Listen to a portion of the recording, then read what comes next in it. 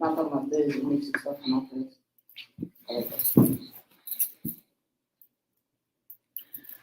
All right. Y'all tell me when we on go. No, I'm on.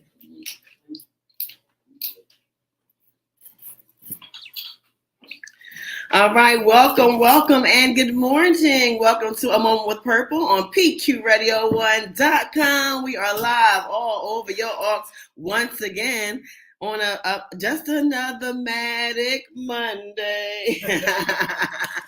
And we want to welcome you to our new interview talk series. It is called Why Vote, Why Now? And of course, we are in the middle of election season, as you know. And if you don't know, you better get in the know.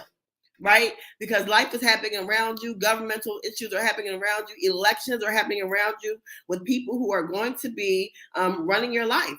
So you need to be involved. You need to know what's going on. You need to be involved in the process. And joining us today is our lovely, beloved guest today, sister, none other than Sheriff Rochelle BILAL. So let's welcome her to the show. Good morning. Good morning.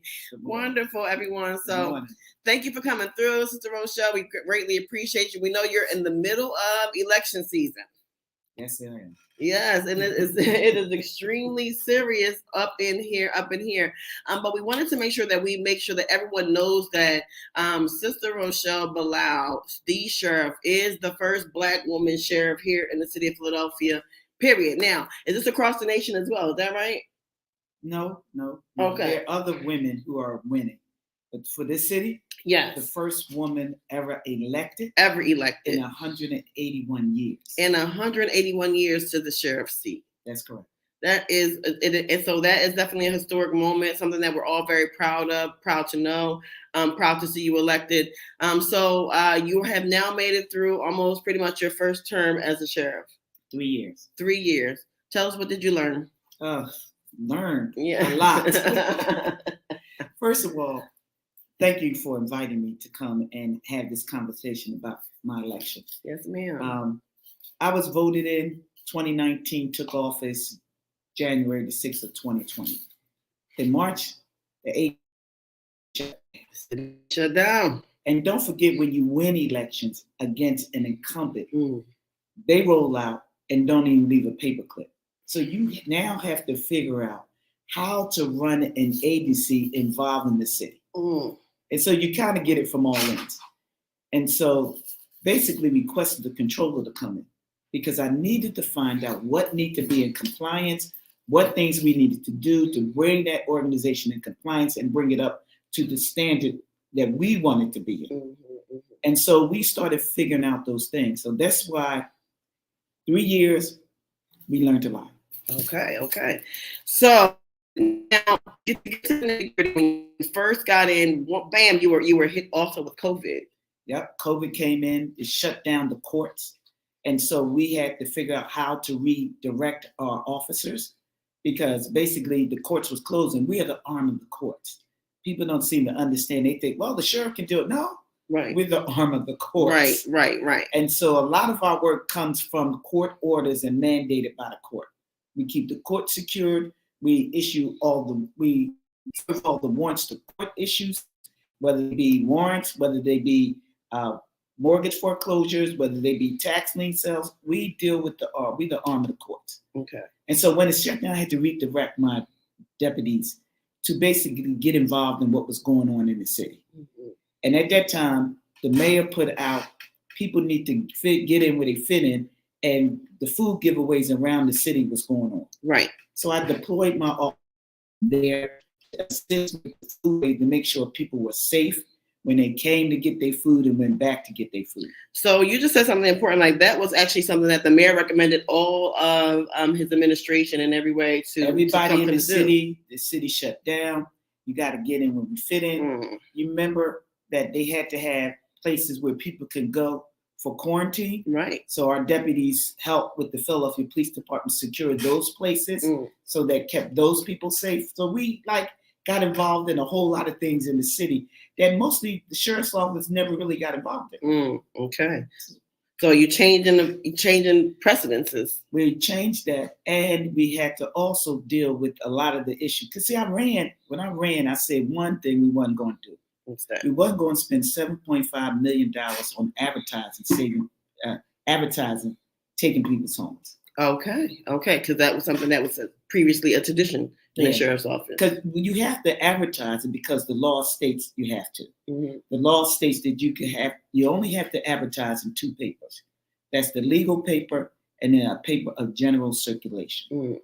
If there's a paper out there that fits that criteria, paper of general circulation, then you can advertise in that paper. Okay. At the time, the Enquirer Daily News organization was considered the paper of general circulation. Okay.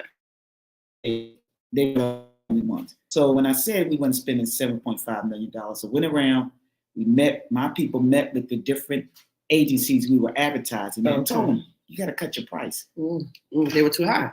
They were too high. I told them, you got to cut your price. We needed it by page, not by line, because line is very expensive. And this is what we need. The legal paper said, okay, we understand what you're doing. Cut the price. Okay. We went to the Enquirer organization. They thought they was the only paper of general circulation. They said no. That they would not cut the price. That's correct.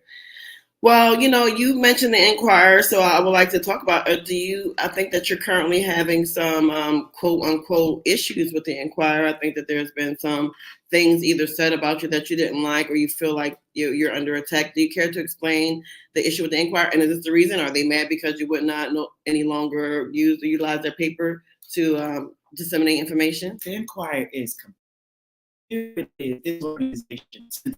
People who look like me been getting elected in this position, they wanted to abolish the office. So how could you want to abolish the office? When I ran, you endorsed the candidate. So either you want to abolish the office altogether, or do you want to abolish it when your candidate doesn't win? Oh, okay. That's one thing. Okay. And so to me, that's hypocritical. The second thing is, when we say we're not spending $7.5 million and we take that money, basically almost $5 million from advertising under you, and now you're really sore. But when you put out the articles about me, you don't mention that we took this money out of your hands. Right. So you're looking at the different agendas that's going on. I ask the people, look at the agenda, because the agenda tells the story. Now they're endorsing my opponent. And my opponent is only the talking point of the Enquirer. Look at the agenda. Look at the story. So, and my opponent is a millionaire. Okay. So, you in the city of Philadelphia, another millionaire, right? That's the same thing they did with Alan Dom. Okay. Alan Dom talking about, I want the office abolished, but then you look at, they're giving him $50,000 to his campaign. Who, the Enquirer is endorsing Alan Dom and giving him $50,000? Gave him $50,000. And that's he didn't endorse, but they gave him $50,000. So now all of a sudden he's talking about abolishing the sheriff's office, and he don't even know he can't do that. So it's kind of like they're trying to buy their agenda in a little bit of way. The same way with my millionaire opponent. He's been buying elections since 2007. Right, and he's run for several offices. Several. The election for the sheriff in 2007. Then he ran for city council as a Democrat and a Republican twice. And then he ran for DA. Spent millions of dollars into a campaign, millions, and lost all of them. And so he keeps constantly trying to buy elections. Yes. So because of the Enquirer and the inflammatory stories that they put in there, he got talking points from the Enquirer, and that's what he run on. He's advertising everywhere on those talking points. We have explained everything that the Enquirer wanted to put out. This is why we did. This is what happened here. This is because of this. And they don't put anything. You can even Google this. It's amazing. They haven't put anything of what the sheriff's office does good and has done. And and that is exactly what I was going to ask you, because it is unfortunate. In politics, everyone's not going to love you. Some people are going to love you, some people are going to hate you. And in that same spirit, some people will fund a lot of money behind the hateful spirit. But I'm not sure we actually need to say allegedly with the Enquirer, because these are things that they have actually printed about you. That's not really allegedly, because they have printed several stories of quote unquote, your mishandling of the sheriff's office and or not. But I want to back up to where kind of things started, where people started attacking you. And because you are also a human being trying to run, like I said, an office where no one gives you the blueprint. No. No one gives you blueprint when you leave. You walk in there and see city council, new city council people come in, state representative, they get extensive training. The road officers gets nothing. So basically, when I came in, I was thrown right into the budget. Okay. So now I had to figure out what my office needs. And so the people that was under me came in under the advisement of some advisors that I had. They didn't know me. Okay. And so they had an agenda too. Their agenda, they was going to run this office. Right. Right. And I was just going to sit back. Right. And I told them, you should have Googled me because I work. And give us real quick, you have been in law enforcement since 1986. I came to the Philadelphia Police Department. So I did 27 years in the Philadelphia Police Department. Right. I was the public safety director in Cowden Borough. I was the secretary of the Philadelphia branch of the NAACP for more than 14 years. Wow. I was the president of the Guardian Civic League for more than 14 years. The vice chair of the National Black Police Association. So I'm basically grounded in community. You know, what the office do is educate people about the office and what it does. Right. They don't want you to educate it. What we've done, we put the cells online. And some people say, oh, everybody gonna come in from Mars and Venus to buy up everything. Right. Well, people came from Mars and Venus to buy up everything when it was in person. Absolutely. You couldn't get in half the time, you know? Because they wanted to buy your generational wealth cheap. That's what they wanted to do. Right. Put it in online. Everybody who couldn't get to those had in-person access to sales now can go online and purchase or bid on properties here. Now they can do that. Right. And they can do it from their home. But it also does this. When you are in that position and you are losing the property, I mean, you can't save it. Right. I'll tell you, we have put things in place to educate people on how to save their homes. But when you can't save it, you want as many people to bid on that property so that you can get the excess proceeds. And does everybody understand that? Does everybody, let's say, what does that mean, Sister Sheriff? So if your property goes up for sheriff's sale, and they bid on it, third party buys it. The minimum bid is what you owe on that property. All right, say this. Minimum bid is what you owe on a property. So the minimum bid is what you owe on that property. Say this and show you how it works. The minimum property went up for sale was $70,000 that was owed on the property. Now, they bid on the property. Yes. The final bid is $240,000.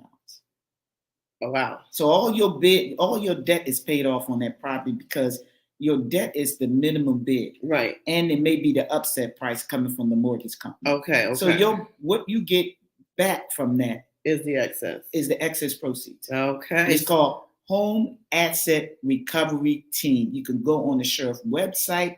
You can see the pamphlet.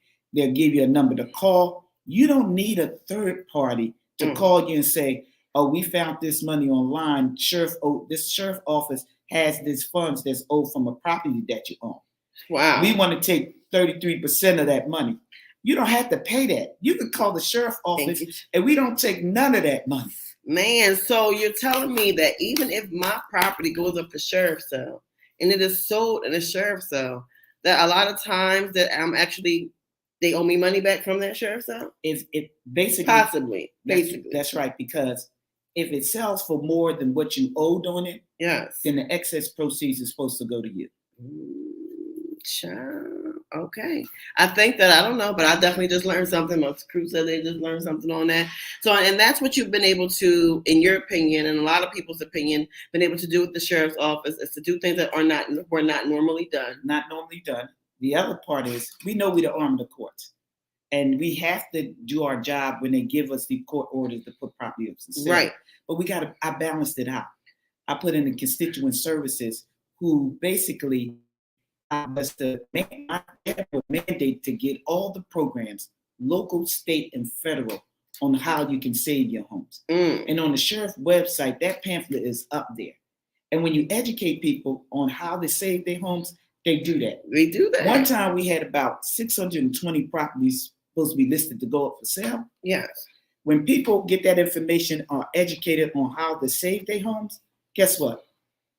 It went from 620 to 17 by the time those sales went up. And simply because knowledge is power. Knowledge is power. Education is key. And people, when they learn, they know what to do. Most people would get upset, get scared, go in the home, shut the door, and pray away. Right. But God says, prayer without works. Baby. So you got to get out there, get a hold of the information, and basically go and get what you need. Save your generational wealth. Don't let anybody just take it. Right. The community on that. They wouldn't even educate people on tangled titles, because most of those properties that go up for sale, tax lien sale, is because properties are tangled in a title. And if you know how to untangle that title, then you can save your generational wealth. So we've been working in that office to change the narrative. That's why our community outreach, we are so engaged with the community. We are everywhere. When the food crisis came in, we gave out like more than 25,000 boxes of food to help feed the families. Right. But we also was giving them information on what the sheriff office does, because it wasn't clear. Okay. Everybody knew this. They come in and they beat you up and they take your house. Property. Right. I don't think, and many people, did you ever know the sheriff's office in anything else but take a property? I don't think that was, the narrative in the hood is that the sheriff's office with their job, they take your property. If anybody knew any other thing that they did, let me know. If you haven't yet out there, you have anything else that you knew the sheriff's office did, let me know. Because I'm sure that most of the people watching will say, you know what? Only thing I know that the sheriff's office is take my house. So again, another reason for fear. And it gives people fear, and they make people think that that's all we do. They also did, one of my predecessors grounded up a bunch of men and called them deadbeat dads and didn't know why, because they owed child support. That was wrong. Right. Because you don't know their circumstances. Right. That was wrong. Just so you can get your face in the picture. Right. In the paper. Right. That was wrong. Right. So what the community papers are putting in what the sheriff's office is doing around the city. But this paper here that has an agenda, I tell you they have an agenda, and they put nothing. You could Google it, they never put anything good about what the sheriff's office did. Right. Because they want to abolish it, and they want to be hypocritical. And when they come back to abolishing the sheriff's office. Now that's a good point. A good point there. Like, so in particular, and allegedly, but not really allegedly, but the Philadelphia Inquirer has endorsed the sheriff's opponent. But meanwhile, they were the first, they came out to say that the sheriff's office should be abolished. So how do you feel like a sheriff's office should be abolished, but then you go and turn around and endorse a candidate for the same office that you feel is supposed to be abolished? That's hypocritical. So that's all. The point right now that she's making is that possibly can be hypocritical. I think a lot of us, when we think about what's going on, may also think that that's a little hypocritical as well. But as we know, money in politics is a very serious game. And like you said, your opponent is a millionaire. So how do you fight, against a millionaire for your office? The next election is when? May the 16th. And we all need to vote why. So our question in this series is, why vote and why now? Can you tell us why and why now? It's very important for everybody to get out and vote. You need to vote because there's an element in this city that wants to change the narrative, not in the favor of us. They want to change the narrative so that we don't continue to do the work. Me don't continue to overhaul that office to make sure it's more just and more fair. Us to keep us from going in the community. Tracy Gordon from stopping her from educating you on your generational wealth and the fact that you need to get a will. There's an element behind it that don't want us. We just started running for these positions. Right. This is the first elected position for a city office that I've ever run for. I'm not out there running for sheriff, running for city council, running for DA. Right. A man with millions of dollars. Is the money not enough?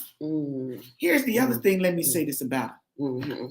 When we had a crisis here, when people needed food, he has millions of dollars. He's never invested any of that money in this city. You can see him and Google it. He over in Ukraine giving out food. Though we feel for the people in Ukraine, but people needed to eat here in this city. But he wants you to vote for him, but yet he hasn't invested none of those millions of dollars in this city. None of them. That is a really good question. Wait a minute. He might have.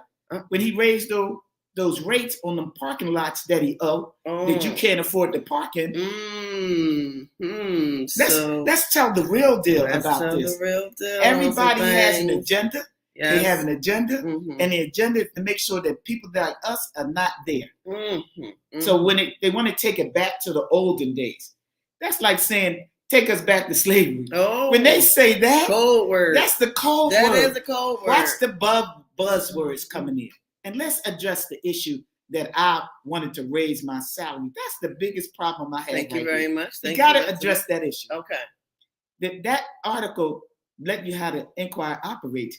They downplayed the city mishap in that. Oh, it's a misunderstanding. No, that article said the city, Kenny administration, Marissa Waxman messed up big time. That's what it should have been. Okay. Because my staff a letter, we have it, that says you have $1.5 million to increase exempt employee salary to equal retention and merit.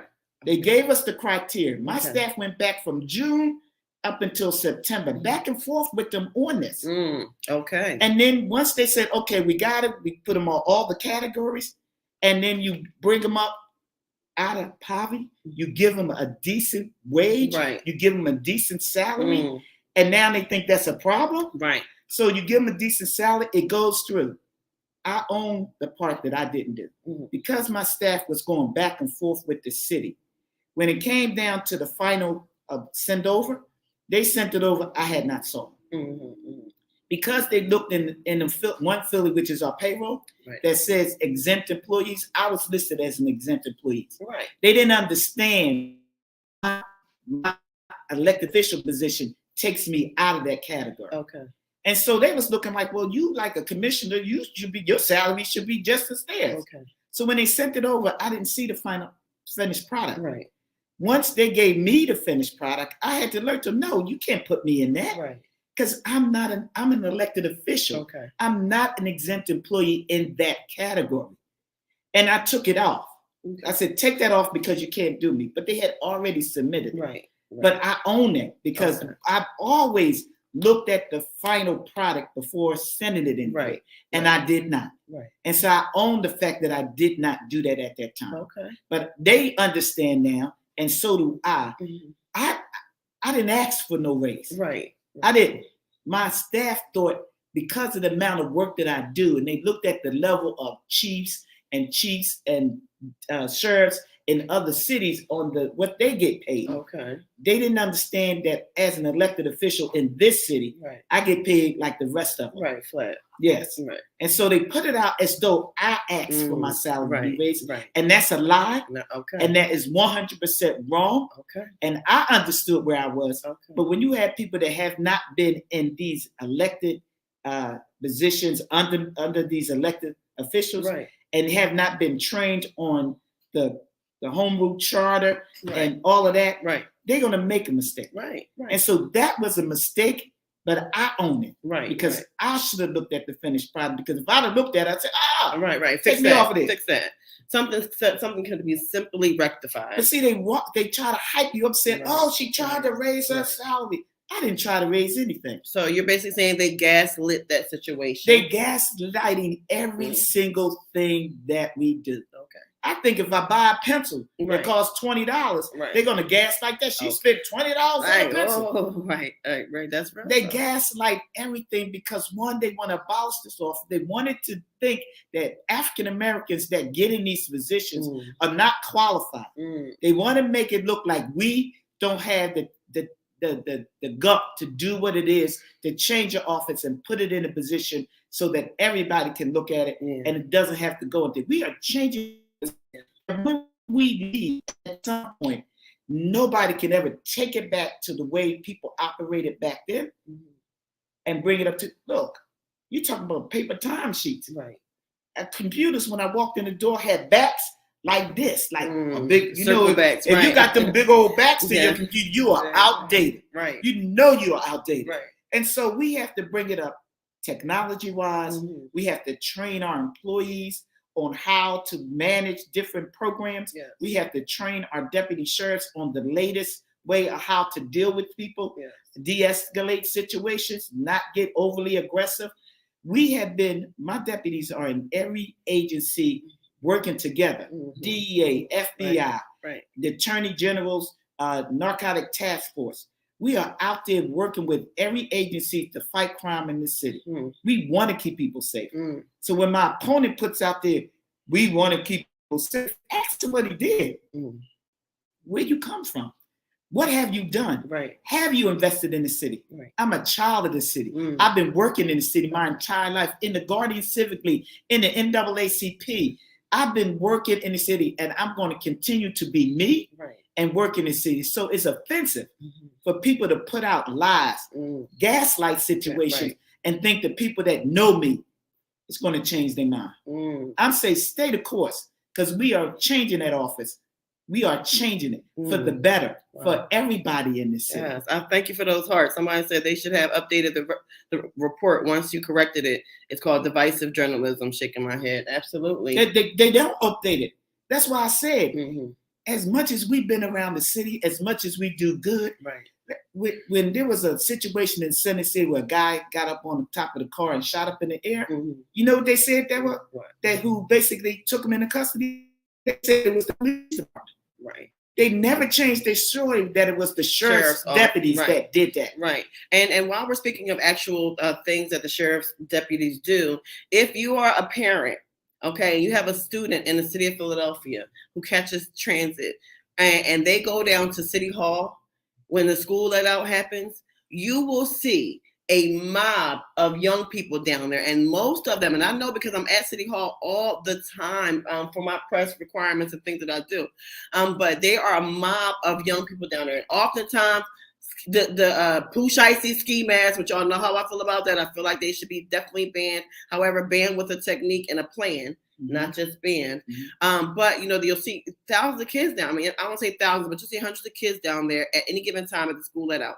And I don't see police officers down there. I see thick waves of sheriff's office down there, kind of maintaining the crowd down there. Were you aware that this is happening, and what do you think of it? And what do you think about our children right now as respect to gun violence and the sheriff's office and how you guys are handling it? Because we work with all the different agencies, so we are getting some of these guns off the street. Okay. We are getting some of these drugs off the street. Okay. I think that Josh Shapiro, before he got elected, we just took down a whole family out in Kensington that had guns, drugs, and everything. A whole family, a whole slew of them.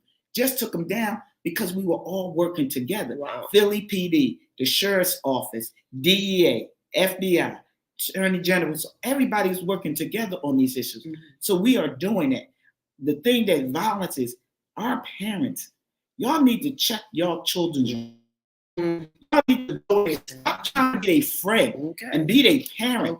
Go in those rooms. Check under them beds. Check under the mattresses. Check in them drawers. They first of all, there should be no locked room in your household. No more locked doors. But yours. Yours need to be locked. Yes.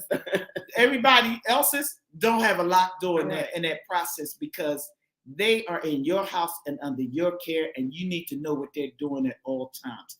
And then I'm not going to beat up on parents so much, because the way this city operates, parents now got to work 3 or 4 jobs just to maintain something. That's what I'm saying. If I bring my people up to a certain height, bring them out of poverty, maybe they'll have to work 2 or 3 jobs in order to maintain what they need to maintain. Amen. And then they go on in reference to specialty people. I have a undersheriff that has 36 years experience in litigation. Litigation. The amount that I brought him up to, I wish I could have done more. You talking about salary-wise? Salary-wise. Oh, she raised him 100%. Because he was being underpaid. Right. And that is the problem a lot of times, that we still don't want to realize the system and the isms, the racism, the systematic structure that are put in to make sure that Black people are still at the lowest, we're the lowest paid in every spectrum across the board. So if you have these Black people who are already working, and people of color, Black and brown people who are already in these offices, who are already being underpaid simply because of racism and the systems, when you get an opportunity to give a raise. To give them a raise, and then you give them a raise, and that's a problem. It's a problem. So wait a minute. if we move the needle a little bit in reference to people, because the person was making like 34,000 in my office. Come on. And they said you had to bring them up to 55. Yes. Then you can add equality. Then you can add merit. And then you can add retention. Right. And so they got all of that. Right. So you got a because big you jump. felt as though they deserved it. The boss felt like they deserved it. They deserved it because they worked hard. They got a big jump. We cannot negotiate those that are in unions. Right. Because the union has to negotiate their salary with the city. Okay. But the exempt employees is what I can do. They gave me a category, and that's what we did. Right. And she is the boss that we elected her to do so. Period. Systematic wage gaps.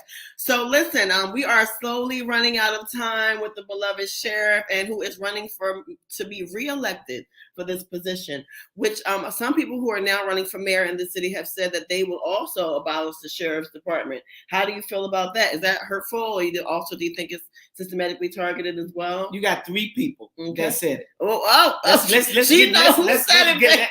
That's right. Okay, let's go. First of all, this is a chartered office. Okay. And it's state mandated. Every city of its class has a sheriff. Why? Because the sheriff is the middle person between the city and you in reference to your property. Right. Otherwise, if the city had it, they would be inherently conflicted because they can't be the complainant and the defendant at the same time. Inherent. They can't be the complainant, so they conflicted in that avenue.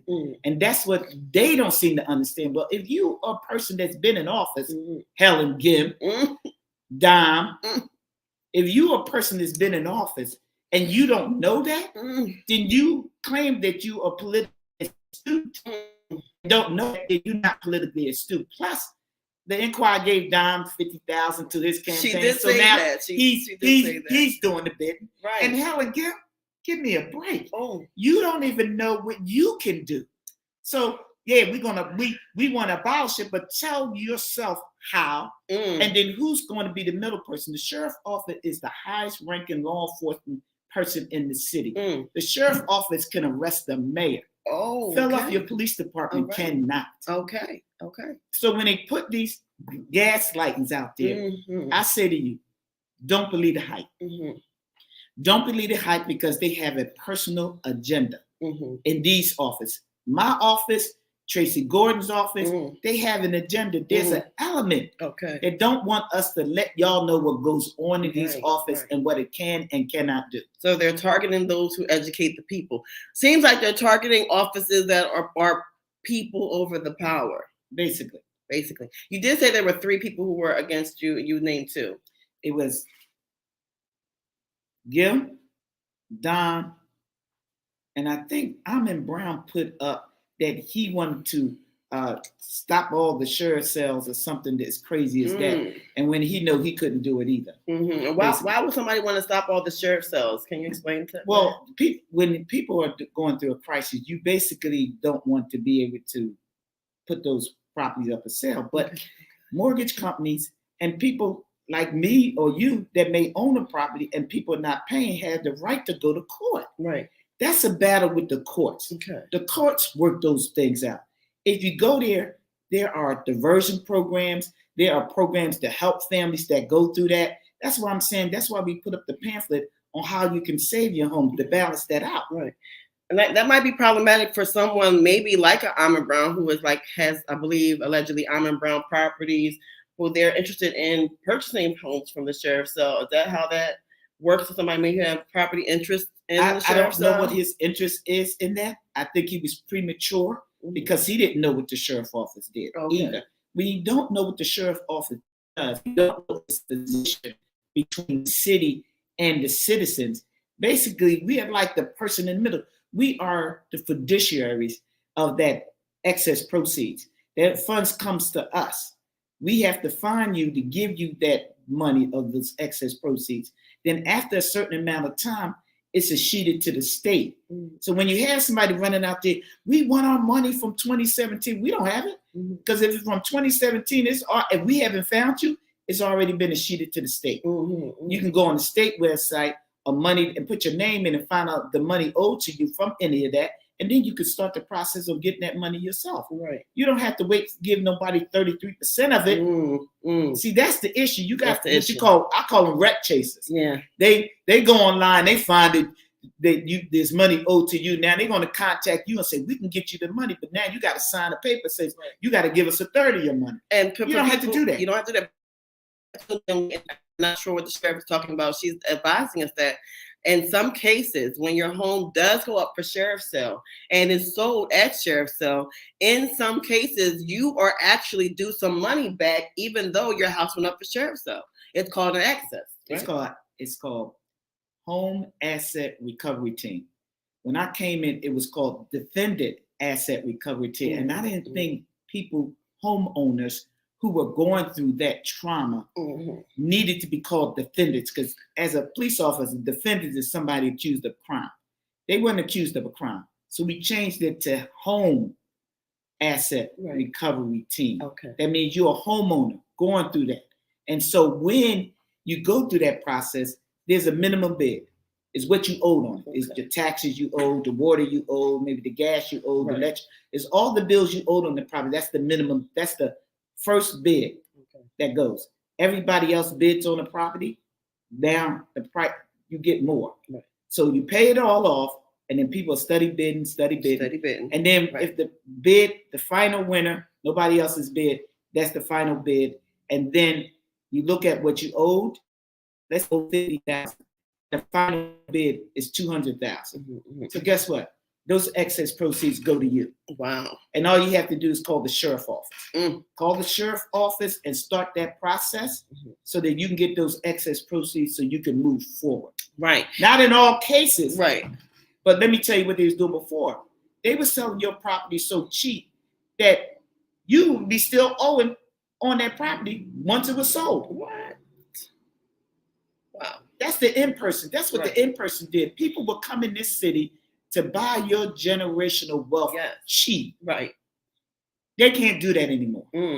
So, and be careful, because it all ties in. Like, I'm sorry, but one of the people running for mayor, we spoke about it, allegedly Amon Brown, he was in court for deed fraud. He defrauded seniors out of their properties. Wow. Who had to fight back and get their properties. So it's like, this person was running for mayor. Helen Gim, who's done a lot in regards to education city. One minute she's down there protesting urban, at the outside in reference to DeSantis coming in. Right. The next time she having a party. Next time you're having a party. What was that? The Urban League? Or no, the United League. What is it? Somebody quote me on the union that they had of that. Anyway, the Union League. Yeah, the Union League. Thank you very much. So you're protesting the Union League in one aspect with a whole bunch of NAACP people, and then the week later you're having an event there. So we need to think about some of the people that are running for election. Alan Dom, where is he? Was he own? I don't want to get the numbers wrong. And so I'm going to say allegedly owns like 54% of the city of Philadelphia. That's right. 45%, 54%. So he owns Philadelphia, and he's running for mayor, in real estate. Very bought these properties cheap. They bought the properties cheap. So Amon Brown, who owns properties, we got Alan Dom, who owns properties. What are their agendas? We have to really pay attention to who's running for office. So it's important to know why vote and why now. Who to vote for, who not to vote for. We got who's out there really talking about it. We are talking about you have to vote, and you need to vote with precision. You need to get everybody that you know out to vote, because there's an element that's going on in the political world that wants to take this city back. Wants to take it back, take it back from those of us who've gotten in these, take it back to the olden days. Right. When somebody tells you we want to go back to in-person sales was manipulative, basically was biased, and people got together to go against somebody that looked like me and you that came in there, and it worked for a while for them. Right. They don't want that to continue on. They want to be able to continue to do what they do. We had people going around signing paperwork saying they represent this person so they can come get their money, and yet that person has already been paid. So there's a whole lot of fraud that was attempted to happen that does not happen. We put new policies in place. Those that go on these sales, The LLC. Did I tell you about the You LLC? didn't tell us about the LLCs. So before you talk about LLCs, because we're going to end with the LLCs. Okay. And I just want you guys to know that this is a moment with purple that you're watching. I am Saj, the Purple Blackwell. This is your current Sheriff Rochelle Bilal. And we are here just educating our people and talking to you all about the importance of voting. And that's our agenda. It is just that you know what's going on. Your voice, your choice, your power all the time, period. In Pennsylvania, we vote every 6 months, not every 4 years. That's right. All we're asking you to do, I want you to do this. Google every person running that you know about, right? Google them. Just put it in the Google. Make your smartphone smart. And look what you'll find. Come back and thank me later. LLCs. And this is for us helping the city out. Okay. People used to come in there with the LLC, and then after that, you couldn't find it. The property could fall apart.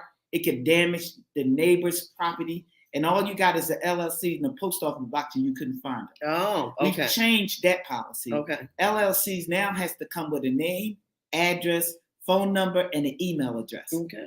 And then we vet that since we work with our partners, FBI. So we get into the database that can vet that information. So if you give us some fake stuff, we can ban you from the sale. So now, if they buy a property yours and they're not keeping up on it and they're not taking care of it, and you have your house next door and that property falls down and damages your property, you now have a person that you can get in contact with, and your lawyer can go after them because they didn't maintain their property. So no more vanishing or ghost LLCs. Okay. They now come with an address, phone number, and email address. So another example of change in the office of sheriff. So again, Sheriff, what is your button? Tell us. My button is 50. You got it. 50. Y'all remember 50? My button is 50. Okay. For me, I'm the only woman running in that category with the sheriff office. I'm number 2 in that position. I need y'all to call your families out. Don't believe the hype. Please don't believe the hype. They're just talking points for an agenda. That's all. Talking points for an agenda. All right. And so there you have it. Again, I am Saj Purple Blackwell. This is a moment with purple. Our next guest, we got some judges coming up. Okay. They going in for 10 years. We got some city council at large coming up. Good. We got some register of wills. We're going to talk about Sister Tracy as well. I just want to thank all of you for tuning in, rocking out with us. Thank you. Any last words? Thank you so much. May the 16th, 5-0, Rochelle Bilal. Please help me finish the job.